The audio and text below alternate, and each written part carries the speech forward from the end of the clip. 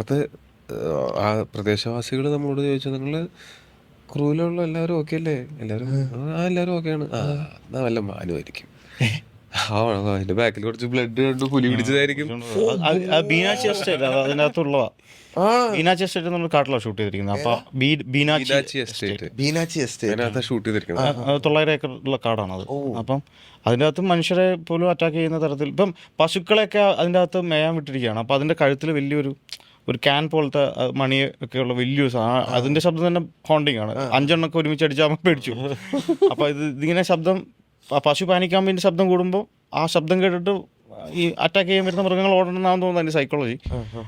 അപ്പോൾ ആ കാട്ടിൻ്റെ അകത്താണ് നമ്മൾ ഷൂട്ട് ചെയ്തത്. അപ്പം അവിടെ ഈ പുല്ല് വെട്ടാനൊക്കെ ഇത് എനിക്ക് കുറേ തിയറീസൊക്കെ നമുക്ക് പറഞ്ഞു തന്നിരുന്നു അവിടുത്തെ പാട്. കരടി വന്നാൽ നമ്മൾ കൈ പൊക്കണം. പിന്നെ ചുമ്മാ കരടി വന്ന് എന്തിനാ കൈ പൊക്കുന്നത്? അതെ, ചുറ്റും അല്ല, ഇത് ഭയങ്കര സൈസ് ഉണ്ടെന്ന് തോന്നിപ്പിക്കാൻ അത്രേ. ആണോ? 3 പേരൊക്കെ ഉണ്ടെങ്കിൽ 3 പേര് ചേർന്ന് നിന്ന് 2 കൈ പൊക്കിയിട്ട് ശബ്ദം ഉണ്ടാക്കുക.